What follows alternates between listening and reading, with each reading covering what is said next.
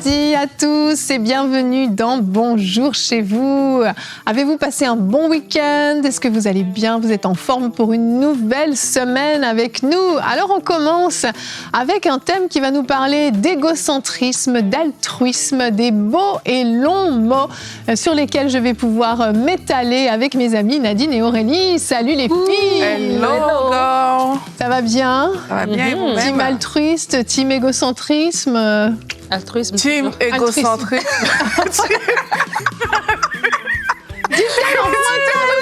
En pointant de son long doigt. Avec tes ongles crochus, tu vas pointer.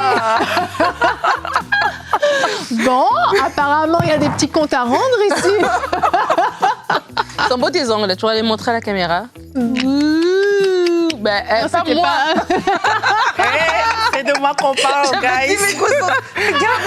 Ils sont beaux les tiens aussi. C'était pas de moi. Ok, ben en tout cas, team égocentrique. À gauche, à droite. Aujourd'hui, on parle d'un thème important. On va voir comment on peut passer, d'égocentrique à altruiste. Eh bien, Aurélie, tu feras tout à l'heure une rubrique conseil du coach, comment garder un cœur tendre malgré les blessures. Et oui, on va voir que c'est possible, même si le cœur est blessé, meurtri, de garder un cœur tendre. Je vais vous partager quelques petits trucs, 4 petits points. 4 petits points, dit-elle avec ses C'est excellent ensemble. Et un témoignage? Oui, Fadima de France. On va voir comment le Seigneur est intervenu dans la vie de Fadima et comment il a guéri Fadima. Ouais. Ben merci Seigneur. Alors c'est parti. On va commencer tout de suite cette belle semaine avec toi Nadine dans la pensée du jour.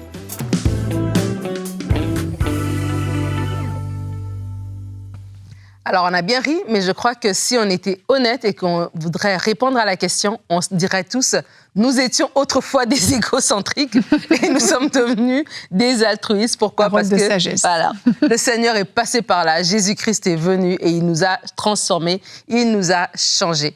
Et vraiment, c'est important de le savoir parce que lorsqu'on parle des fois de la nouvelle naissance, j'ai souvenir que lorsque je parle à certaines personnes, surtout des gens qui ont vraiment eu une vie des fois très difficile, ou en tout cas, peu importe, mais ils peuvent te dire oui, c'est à ce moment-là que je suis née de nouveau. Ils se rappellent exactement le jour, la date, voilà, où leur cœur a été touché. D'autres personnes ne vont pas te donner une date exacte, mais en tout cas, ils vont te dire oui, c'était dans cette période-là.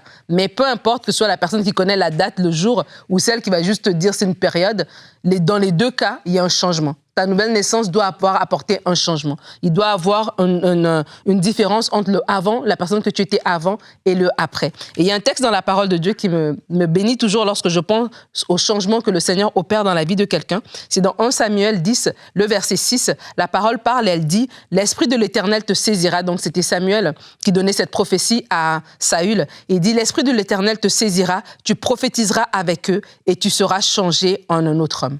Et c'est beau parce que Saül, qui n'était, il n'était pas... Il prophétisait pas, il va être transformé, il va prophétiser, on va même dire « Oh, Saül, est-ce que Saül est parmi les prophètes ?» Mais ce que je veux retenir là-dedans, c'est que c'est l'Esprit de Dieu qui vient et il te change en une autre personne. Et lorsqu'on est de nouveau, l'Esprit de Dieu vient dans notre cœur, il habite en nous et il y a une transformation qui va s'opérer. Alors que l'Esprit de Dieu habite en nous, les fruits de l'Esprit vont se manifester, la transformation de notre caractère va s'opérer, la transformation même de nos désirs. La parole dit qu'il met en nous le vouloir et le faire selon son bon plaisir. Donc même la transformation de nos ambitions. On doit être transformé, en fait. C'est normal de se dire que, tiens, je suis différent. Je ne suis pas supposé être la même personne. Peut-être que physiquement, je ne vais pas changer, évidemment. Mon visage va rester le même. Mon physique va rester le même. Mais mon cœur va changer. Parce que Dieu va le travailler. Alors, lorsque on était peut-être avant égocentrique, et c'est normal, nos désirs étaient portés vers nous-mêmes. On pensait à nous, à notre avenir, à notre vie. On était centré sur nous-mêmes. Alors qu'on est enfant de Dieu, c'est normal. Et je veux vous inviter même à rechercher cela. Si vous êtes enfant de Dieu, ça fait 5 ans, ça fait 3 ans que vous marchez avec le Seigneur et vous êtes toujours centré sur vous-même, il y a un souci. Seigneur, pourquoi est-ce que je n'ai pas encore développé ce côté-là? Et lorsque Dieu vient s'installer en nous, c'est ça, on commence à vouloir ce qu'il veut, on commence à avoir à cœur le royaume, à avoir à cœur notre prochain, on commence à avoir à cœur les intérêts de Dieu, on commence à vouloir, comme la parole le dit, prendre soin des veuves et des orphelins, à regarder les gens autour de nous, ceux qui sont dans le besoin. Notre cœur est touché comme ça par ces personnes-là. Et c'est ça que Dieu fait à l'intérieur de nous. Alors, je vais nous inviter, ne pas se sentir bloqué par cette question, en se disant, est-ce que je suis égocentrique? Est-ce que donc je suis disqualifié? Non. On a tous une forme ou une autre d'égocentrisme, mais plus qu'on avance avec Dieu, plus que ce changement se fait en nous par son esprit et on devient des personnes altruistes. Merci Nadine. Ben oui, Dieu transforme les cœurs réellement et ça produit forcément du fruit en fait. C'est pas normal d'être la même personne avant et après notre nouvelle naissance. Il y a une transformation. Il y a des fruits qui sont portés, c'est inévitable. Et dans Ézéchiel 11 au verset 19, qui est notre verset du jour, il est dit « Je leur donnerai un cœur qui me sera entièrement dévoué et je mettrai en eux un esprit nouveau. J'ôterai de leur être leur cœur dur comme la pierre et je leur donnerai un cœur de chair. » Et c'est ce que Dieu a fait en nous. Et c'est vrai que, on était tous différents avant de naître de nouveau. Je ne vais pas dire que tout le monde était complètement égocentrique, égoïste et centré sur lui-même. Ce serait un raccourci bien trop simple. Mais la réalité, c'est qu'il y a un niveau d'altruisme qu'on atteint avec le Seigneur, au point où on est prêt à mourir à soi-même, mourir à ses propres intérêts, mourir à ses propres envies, parce que les intérêts des autres deviennent plus importants, les intérêts du royaume deviennent plus importants. Et ce niveau-là, on ne peut pas l'atteindre avec un cœur dur comme la pierre, comme le dit la Bible. Il y a besoin d'avoir cette transformation en nous. Et tu l'as dit, après, il y a un processus. C'est pas un coup de baguette magique et puis on est complètement transformé, bien sûr que non. Mais il y a un niveau qui n'est pas accessible tant que tu n'as pas rencontré le Seigneur. Mais ensuite, cette transformation peut commencer à s'opérer. Tes motivations changent, tes envies changent. Ce qui te paraissait essentiel comme l'objectif ultime de ta vie avant, parce que toi, c'était ta réussite, c'était ça qui allait t'élever, qui allait t'amener vraiment le plus haut possible. Tout à coup, tu vois ça comme de la boue, comme dit Paul, ça n'a plus de valeur, ça perd son charme. Et tu vas, par contre, avoir ce cœur tourné vers les autres, porté vers les autres. Et c'est une action complètement surnaturelle qui se produit quand le Saint-Esprit, l'Esprit de Dieu qui vient s'installer en toi, il y a forcément une transformation de cœur. Oui, et j'aime beaucoup ce que tu dis parce qu'il y a des gens qui vont dire « mais moi, je suis gentil de nature. Tu vois, je suis altruiste de nature, donc je fais déjà du bien autour de moi, je regarde à gauche, à droite. » Mais comme tu dis, c'est quelque chose de supérieur. Parce que quand Jésus-Christ, il parle des commandements, genre les 2 commandements, c'est « tu aimeras le Seigneur de tout ton cœur, de toute ton âme, de toute ta pensée, mais tu aimeras ton prochain comme toi-même. » Et c'est ça qui met vraiment dans la balance comme les plus grands des commandements. Donc, c'est quelque chose qui vient de notre relation avec Dieu, qui vient de ce qu'on vit avec le Seigneur. C'est pas juste une nature, entre guillemets, naturelle, si je peux dire ça comme ça, qui se manifeste pour dire que, mais moi, je suis gentil ou pas. C'est un trait de personnalité ou de caractère qui est super, mais comme tu as dit, on doit pouvoir aller plus loin avec le Seigneur et ça va venir parce qu'on est en communion avec lui. Ça va venir justement parce que lorsqu'on lit la Bible, un jour, j'étais en train de lire la Bible et j'ai réalisé à quel point, tu vois, tu parlais dans ta pensée, Nadine, des veuves, des orphelins, et quand tu lis, je pense que c'était tout ce qui était des parties des lois et tout, où le Seigneur, il dit vraiment de laisser une part pour les sans-abri, pour les immigrés. Oui. Tu vois, il parle de la veuve, il parle de l'orphelin. Naturellement, on sait que oui, les veuves, les orphelins, on doit en prendre soin. On le sait de façon naturelle. Mais quand tu le lis comme quelque chose qui vient de Dieu, c'est un commandement que le Seigneur te demande. Et parce que tu marches avec lui, ça fait complètement partie de son cœur, en fait, c'est différent. Ça te fait même mener les actions différemment. Tu vois, ton altruisme ne sera pas juste « OK, je sais faire du bien et je le fais », ce sera « Seigneur, comment je peux aider les personnes aujourd'hui. Seigneur, je n'arrive peut-être pas à voir, ouvre mes yeux pour que je voie le besoin. Tu seras intentionnel dans ta façon de faire pour honorer le Seigneur et ce ne sera pas juste comme, OK, j'aime bien les gens et tout. C'est une bonne chose de faire déjà ça, mais il y a des choses qui nous viennent vraiment de notre relation avec Dieu et c'est là où on veut aller en fait. C'est que tu es complètement désintéressé dans ce que tu fais. Et ça, c'est dans le monde, même si tu fondes une association, un organisme, combien se sont enrichis sur des causes qui étaient soi-disant très, très nobles. C'est qu'en fait, à un moment donné, quand Dieu vient habiter en toi, ton cœur est désintéressé de toi-même, en fait.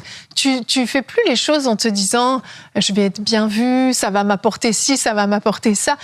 tu es tourné vers l'autre et c'est l'intérêt de l'autre qui t'intéresse et l'intérêt du royaume de Dieu. Je mets les deux parce que c'est l'avancement du royaume de Dieu qui va se faire au fur et à mesure dans la vie des autres, mais ton objectif ultime, c'est ça. Et ton but, c'est d'amener la vie. Oui. Parce qu'on connaît beaucoup, effectivement, d'organisations même internationales qui viennent en aide aux gens, mais ça n'amène pas la vie. Mais toi, quand tu commences à t'intéresser à autrui par rapport à ce qu'on est en train de dire, le but ultime, c'est d'amener la vie. Oui. Le but ultime, c'est de dire à cette personne-là qu'en fait, Jésus-Christ t'a remarqué. Tu vois, c'est pas juste de venir dire qu'ok, t'as pas d'argent, je te donne de l'argent. C'est pas ça. Si ça ne s'arrêtait qu'à ça, c'est léger, tu vois.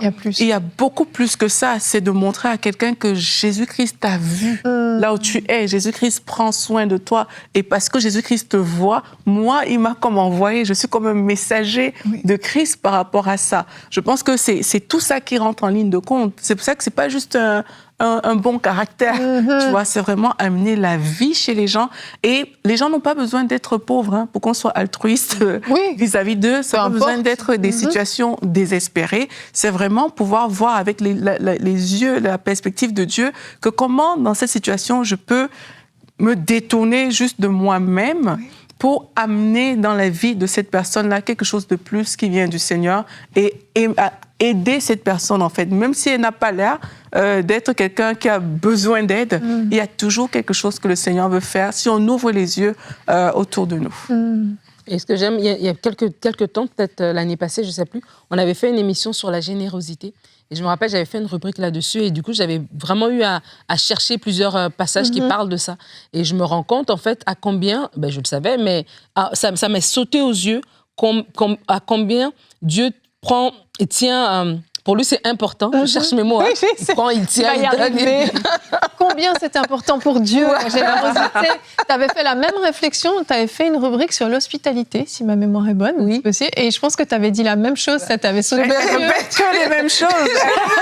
Non, c'est pas ce que je disque rayé. Les enfants avaient raison, je raconte les mêmes histoires.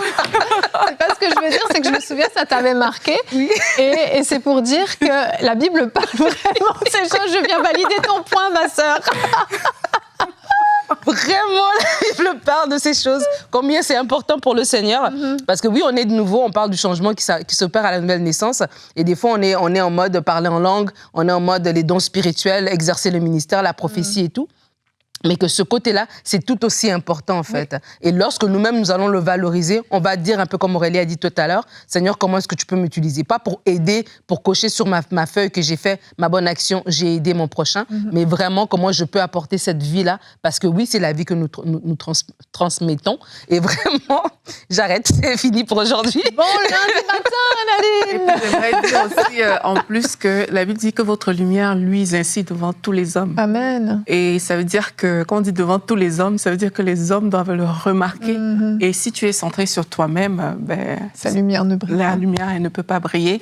Donc, je veux encourager toutes les personnes qui suivent cette émission à se dire, en fait, ma lumière doit briller. Et la Bible dit, afin qu'on glorifie notre Seigneur. Tu vois, notre lumière à tous doit briller. Et si dans ton environnement, tu sens comme ça que tu es vraiment replié sur toi-même, tu es centré sur toi-même, mais demande à Dieu aujourd'hui, Seigneur, montre-moi une personne avec qui je peux commencer et obéis. Et tu vas voir que la lumière que tu vas amener dans cette vie-là, elle va briller et puis ça va t'ouvrir des portes pour faire encore beaucoup plus. Vraiment. Amen. Et honnêtement, merci, Aurélie.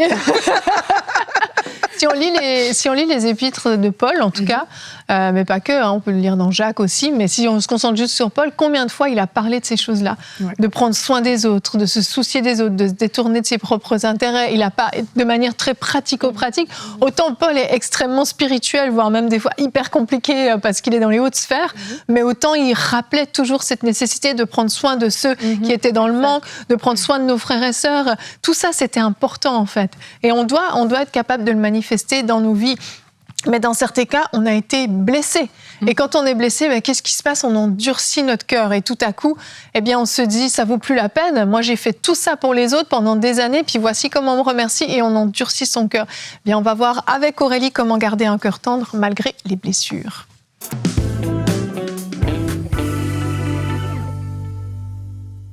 C'est un très beau sujet dont on va parler aujourd'hui parce que Evelyne a tout à fait raison.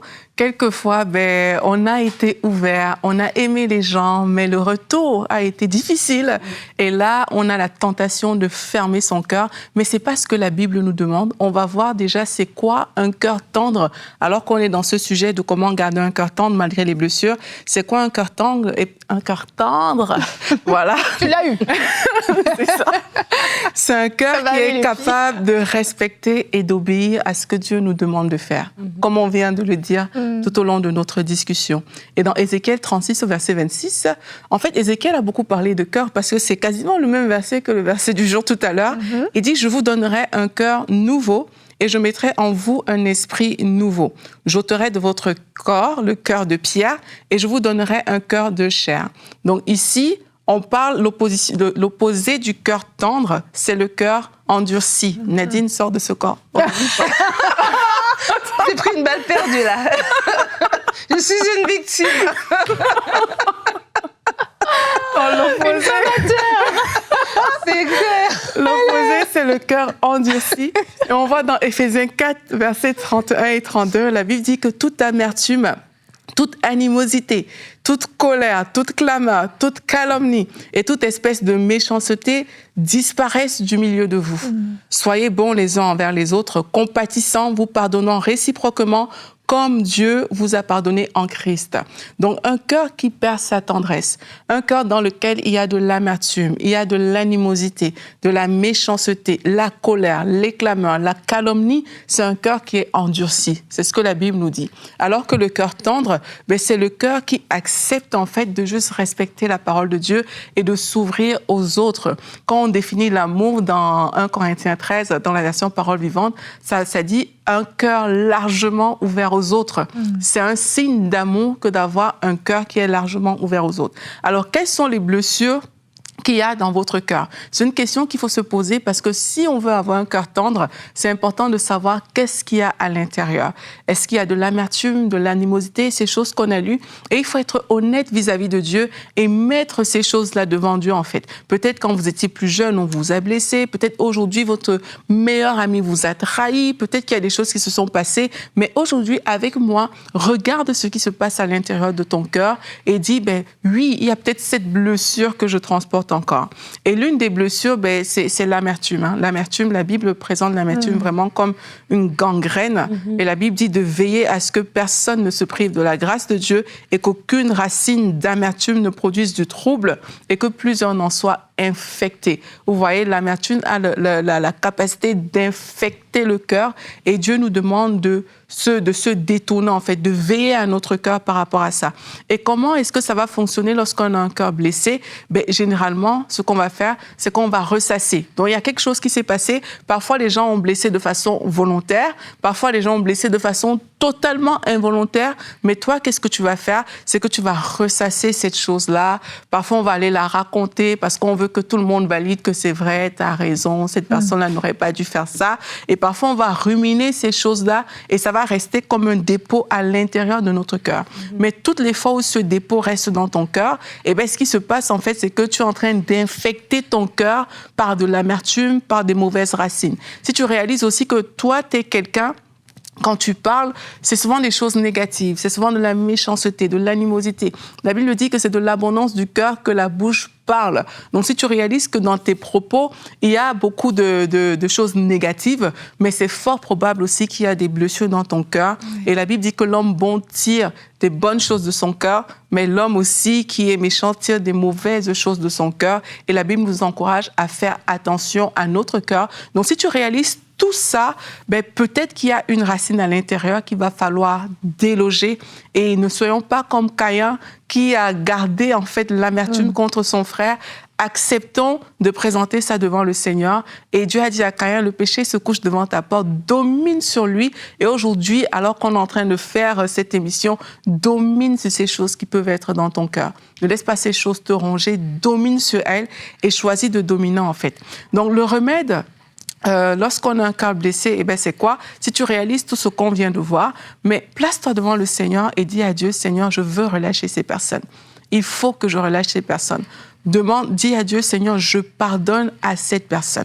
Là où tu es, fais-le avec moi. Je pardonne à cette personne. Pour certains, ça va même peut-être susciter des pleurs énormes à l'intérieur de vous, mais c'est comme ça qu'on garde son cœur. C'est de dire, je pardonne. C'est vrai, cette personne m'a fait du mal. C'est vrai, cette chose s'est passée. On n'est pas en train de mépriser cette chose, mais la santé de mon cœur est plus importante que ces choses-là. Et il faut choisir de pardonner, en fait. Choisir de pardonner et aussi apprenons à gérer nos pensées. Je vous ai dit tout à l'heure que ça vient parfois de tout ce qu'on est en train de ruminer. Parce que tu rumines, tu vois tout ce qu'on a fait, tout ce qu'on n'a pas fait, tout ce qu'on aurait dû faire. Tu ressasses, tu rumines. Sans le savoir, c'est en train de pourrir ton cœur. À partir d'aujourd'hui, décide de gérer ces pensées-là. Lorsque l'amertume veut revenir pour parler dans ta tête, gère cette pensée-là. Et comme tu as décidé de pardonner, remets ces choses-là à Dieu et change ton système de pensée intérieur. Jésus-Christ à la croix, il a dit, Seigneur, pardonne-leur, ils ne savent pas ce qu'ils sont en train de faire, en fait. Il a trouvé des excuses aux personnes qui l'ont crucifié. Mais toi aussi, apprends à changer ta façon de penser. Apprends à dire, si ça se trouve, cette personne ne savait pas ce qu'elle était en train de faire. Et même si tu te dis, mais non, elle savait très bien ce qu'elle était en train de faire, trouve quelque chose, comme Jésus-Christ a trouvé à la croix, pour dire, non, si cette personne avait une assez grande conscience, cette personne ne l'aurait pas fait. Donc, travaille à l'intérieur de ton cœur comme ça, relâche le pardon, parce que pour moi, le pardon, c'est la clé dans tout ce qu'on est en train de dire. Vraiment, relâche le pardon et commence à travailler ces pensées qui ruminent dans ton âme contre les personnes qui t'ont fait du mal. Et bien sûr, il faut garder son cœur. Ça prend de la vigilance. La Bible nous dit, garde ton cœur plus que toute autre chose, car de lui viennent les sources de la vie. On doit pouvoir protéger notre cœur. Et comment est-ce que tu vas faire? Confie tes blessures à Dieu dans la prière. Vraiment, prends le temps de le faire. Moi, je sais que parfois, quand des personnes m'énervent, entre guillemets, tu vois, dès que je parle de ça à Dieu, mon cœur devient léger, en fait. Tu vois, donc, va dans la présence de Dieu. Comme on a dit, dis à Dieu que tu veux pardonner et parle de ces blessures-là au Seigneur. Et le Seigneur, il va les prendre, en fait. Il va enlever cette douleur. Maintenant, ne retiens pas aussi l'offense. Tu vois, il y a ce verset dans 1 Pierre concernant Jésus. La Bible dit que Jésus, lui qui n'a pas commis de péché et dans la bouche duquel il ne s'est point trouvé de fraude, lui qui injurait ne rendait point d'injure, maltraité ne faisait point de menace, mais s'en remettait à celui qui juge justement. Toi aussi, dans ta situation, remets-toi à Dieu, parce que c'est lui qui juge justement. Au lieu de ressasser, de ruminer, d'empoisonner ton cœur, remets cette situation-là à Dieu. Seigneur, voici quelque chose qui se passe. Je refuse que ça vienne infecter mon cœur, mais je te remets cette situation. Aussi, je t'encourage à prier pour les personnes qui t'ont blessé. La Bible nous dit de prier même pour nos ennemis. Prie pour les personnes qui t'ont blessé. Parce que, en priant pour ces personnes-là, tu vas voir qu'au lieu que ce soit l'amertume qui rentre dans ton cœur, tu auras compassion de ces personnes-là. Et tu vas vraiment pouvoir leur trouver des excuses. Tu auras compassion, donc prie pour ces personnes-là. Et tu vas voir que ton cœur va rester tendre. Et aussi, je t'encourage à te dire, en fait, l'état de mon âme ne va pas dépendre de ce que les personnes ont fait. Ça va dépendre de ce que Dieu dit dans sa parole. Amen. Dieu a dit dans sa parole que l'animosité, l'amertume, la méchanceté, toutes ces choses qui gangrènent le cœur, Dieu a dit de laisser ça de côté. C'est une décision de dire, mon cœur, l'état de mon cœur ne dépendra pas de ce que toi tu as fait ou de ce qu'une autre personne a fait. L'état de mon cœur dépendra de ce que Dieu veut.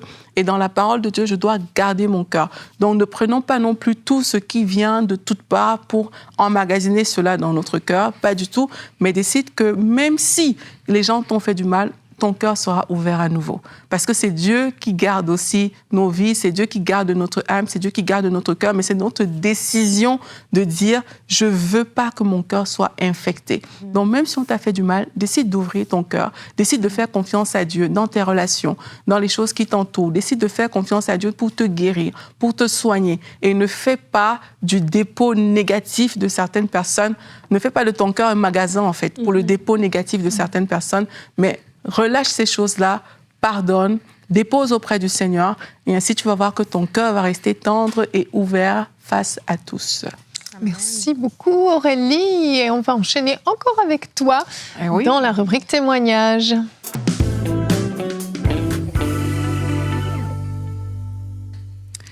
Donc, comme je vous disais en intro, c'est Fadima de France.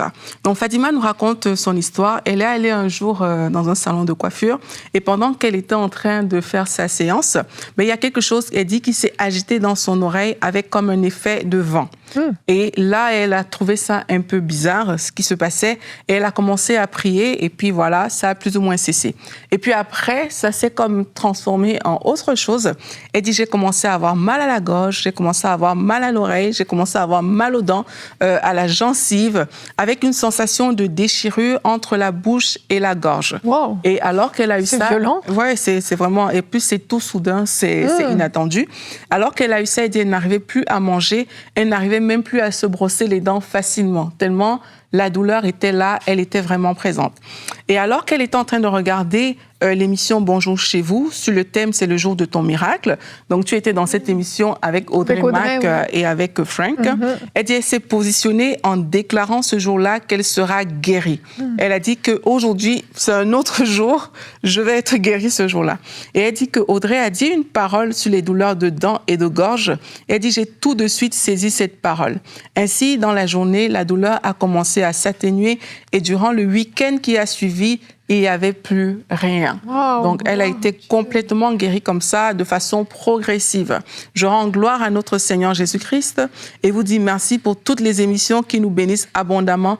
Je vous aime et soyez bénis également. Wow. On vous aime également, vous tous qui nous suivez. Que le Seigneur continue de faire de grands miracles dans votre vie. Et je veux prier vite fait, pour des personnes qui souffrent dans leur âme, dans leur cœur. Je prie, Seigneur, au nom de Jésus-Christ, que toutes ces personnes qui ont le cœur meurtri, le cœur brisé, ces personnes, Seigneur, à qui on a fait du mal et qui aujourd'hui n'arrivent pas à relâcher ces choses, Seigneur, devant toi, nous venons déposer ces fardeaux. Nous voulons relâcher ces fardeaux. Et Seigneur, je prie afin que cette grâce du pardon, alors qu'elle est relâchée aujourd'hui, qu'il y ait des guérisons surnaturelles qui arrivent. Parce qu'il y a beaucoup, c'est le pardon qui n'est pas relâché, qui les bloque encore, alors que mes frères, mes sœurs choisissent de relâcher le pardon. Il y a des guérisons surnaturelles qui arrivent. Il y a même des délivrances qui s'opèrent par la puissance du nom de Jésus-Christ. Merci Seigneur pour ton bras puissant que tu étends dans la vie de tous nos frères et de toutes nos sœurs. Amen. Amen, amen. Merci Seigneur et merci Aurélie pour ce témoignage, cette belle rubrique. On en ressort grandi et on ne peut que rendre gloire à Dieu. Quand on entend l'histoire de Fadima, on peut que être touché. Et je veux vous rappeler que MCI fonctionne à plus de 90% par les dons. Les dons que nos précieux partenaires font mensuellement, certains ponctuellement. Et ça fait toute la différence. Imaginez que plus de 90% des frais de fonctionnement de la chaîne MCI TV, de tout ce qu'on fait comme programme, les conférences et autres, vient de vous, chers partenaires. Et peut-être qu'il y en a certains, vous nous écoutez et vous n'êtes pas encore partenaire. Peut-être vous hésitez, peut-être vous venez de nous découvrir. Eh bien, j'aimerais vous encourager. À l'écran, il y a un code QR et également une adresse emcitv.com/don. Eh bien, vous pouvez vous rendre là, remplir le formulaire, vous engager à devenir partenaire, prendre cette décision de soutenir mensuellement cette œuvre. Votre don compte, votre don fera la différence et votre don contribuera à des témoignages comme ceux de Fadima. Que Dieu vous bénisse. Alors, on va se retrouver demain. Demain, on va parler de cette puissance insoupçonnée pour ta destinée. Il y a des choses à savoir, des clés qui peuvent débloquer ou au contraire bloquer ta destinée et on en parlera. Et Nadine, tu feras une rubrique conseil du coach. Quel rapport y a-t-il entre mon attitude et ma destinée? Alors, on vous dit à demain. Bonjour chez vous.